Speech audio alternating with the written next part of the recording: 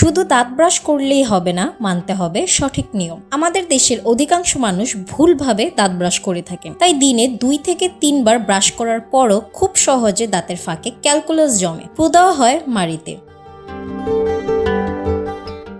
অনেকে মনে করেন শক্ত ব্রিসলযুক্ত ব্রাশ দিয়ে সাইড টু সাইড মুভমেন্টে খুব জোরে দাঁত পরিষ্কার করলে ভালো ফল পাওয়া যায়। এটি ভুল ধারণা।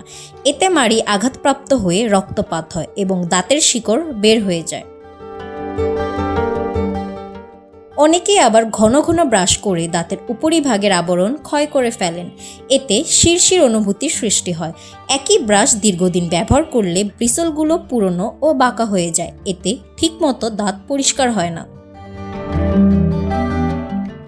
ব্রাশ করার সঠিক সময় না জানার কারণে বেশিরভাগ মানুষই সকালে নাস্তার পর দাঁত পরিষ্কার করেন, কিন্তু রাতের খাবারের পরে ব্রাশ করেন না। এ কারণে দীর্ঘক্ষণ দাঁতের ফাঁকে খাদ্যকণা আটকে থেকে প্লাক তৈরি হয়। এতে মুখে দুর্গন্ধ হয়।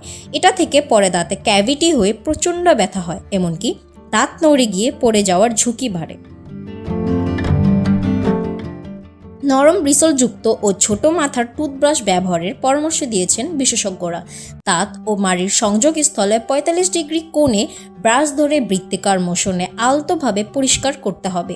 পাশাপাশি জোরে ব্রাশ না করে কোমলভাবে দাঁত পরিষ্কার করা ভালো। প্রতিদিন সকালে নাস্তার পর এবং রাতে ঘুমানোর আগে অন্তত 2 মিনিট ধরে দাঁত ব্রাশ করার পরামর্শ দেওয়া হয়েছে। একই টুথব্রাশ দীর্ঘদিন ব্যবহার না করে প্রতি 3 মাস পর পর বদলে ফেলার পরামর্শ দিয়েছেন বিশেষজ্ঞরা। দাঁতের পাশাপাশি নিয়মিত জিহ্বাও পরিষ্কার রাখার উপর গুরুত্ব দেওয়া হয়েছে।